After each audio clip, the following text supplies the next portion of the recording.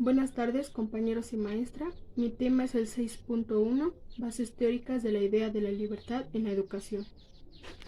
El concepto de libertad se ha entendido y se ha usado en diversos contextos, desde los griegos hasta el presente. Vamos a hablar de 3 primeras infancias, en donde la primera infancia abarca desde los 0 a los 3 años de edad. Esta primera infancia habla que crecer en libertad es conquistar espacios, como lo puede ser el locomotor, el social y el espiritual. La ayuda consiste inicialmente en ofrecer un medio favorable. La alimentación y el sueño son una oportunidad para la primera disciplina educativa. Otra labor paciente puede ser el requerir el aprendizaje para el aseo. La ayuda para crecer en libertad en estas edades necesita apoyarse fundamentalmente en el juego, donde el niño trata de jugar con quien lo lleva en brazos, pero este no siempre requiere el apoyo del juego, sino que también la curiosidad del niño. Crecer en libertad en estas edades es adquirir un rudimiento de experiencia personal, rodear un obstáculo, abrir y cerrar cajas o simplemente encajar un objeto. Estos deben ponerse en práctica para la ayuda de los juegos educativos, porque ejercitan los sentidos, facilitan la adquisición del vocabulario o también ordenan la motricidad, etc. La segunda infancia se extiende más o menos desde los 3 a los 7 años de edad. Es la infancia por excelencia. La dominante funcional es el juego. Es la etapa de las buenas costumbres y el valor más importante de esta edad es la obediencia. Hay 3 características para destacar en la segunda infancia. En primer lugar está el sentimiento de personalidad, que se manifiesta aún antes de los 3 años, en un movimiento de oposición. Es la necesidad de afirmarse frecuentemente por la contradicción y la desobediencia. También se manifiesta ese sentimiento de personalidad por un alarde del yo, como que la necesidad de provocar admiración y por la imitación de los adultos. En segundo lugar está una primera representación del mundo, que podrá ser a su medida gracias a las respuestas dadas a las numerosas preguntas, ya que es la edad de los por qué. Esto hace referencia a la inteligencia verbal. Como complemento, sigue teniendo importancia en esta edad la inteligencia práctica. En tercer lugar, encuentra su modo de expresión natural en una actividad compleja y bien estructurada, que sería el juego. Con él, el niño satisface en estas edades la necesidad de creación, expresión personal. Hacia los 5 años hay una gran gama lúdica, que podrían ser los juegos motores, afectivos, intelectuales y sociales. Entre los 5 y los 6 años aparece junto al juego otra actividad poco diferenciada al principio, que es el trabajo. El juego es sobre todo en la segunda infancia una actividad global. La tercera infancia es donde las edades límites son muy imprecisas, porque puede empezar desde los 7 años, pero puede terminar entre los 12, los 11 o los 13 años. Y esta se define como la edad de la razón, la edad del saber, la edad social o la edad activa. Debe destacarse 3 importantes tareas en la educación del niño en estas edades. En primer lugar, la adquisición de nociones madres, como pueden ser los números, el espacio, el tiempo o algunas causas.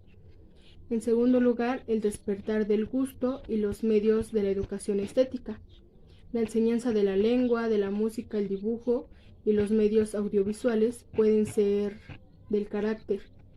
Deben destacarse la formación de hábitos, la educación de algunos valores humanos, el aprendizaje social, que serán los encargos. Una dominante de esta edad es la norma o la regla. De ahí el entendimiento a normas, una al respecto de las normas del juego, la lealtad y la justicia. Acabamos de hablar de estas 3 tareas educativas que podrían encuadrarse dentro de la educación para el trabajo y la convivencia. Ambas deben ser prioritarias para la educación de la libertad, porque es un periodo de madurez infantil en la que se puede enseñar a pensar, a informarse, a decidir y a realizar lo decidido.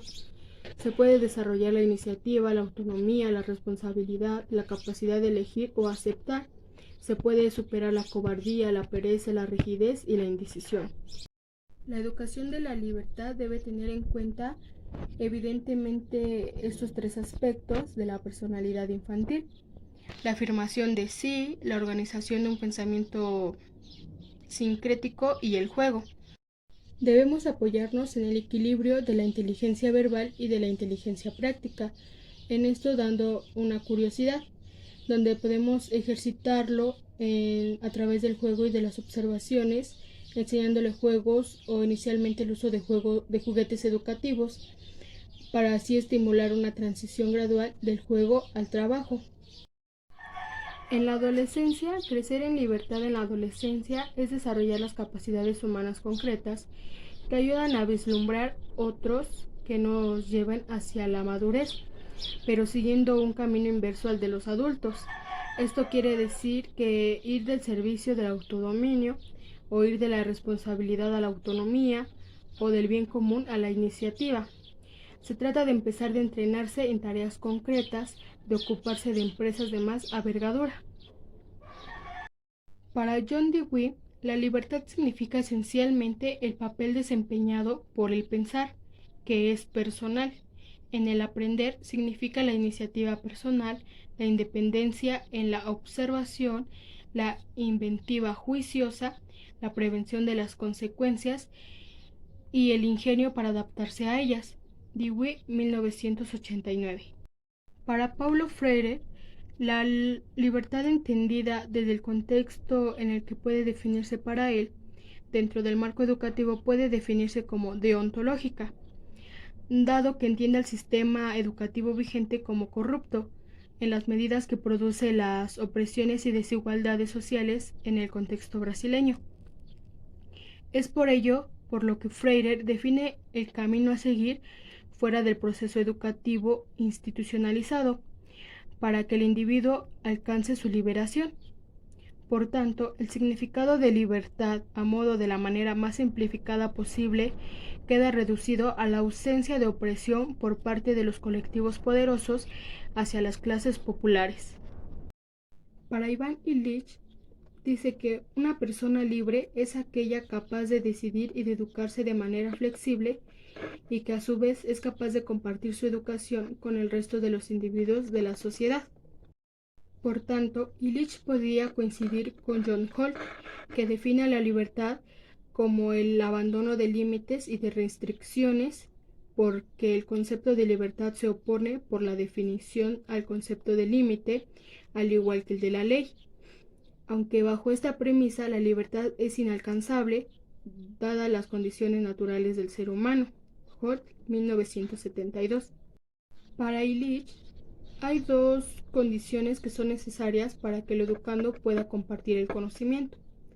La primera de ellas es la libertad de expresión, entendiendo que es una de las condiciones indispensables para compartir el conocimiento de cualquier material que se conozca.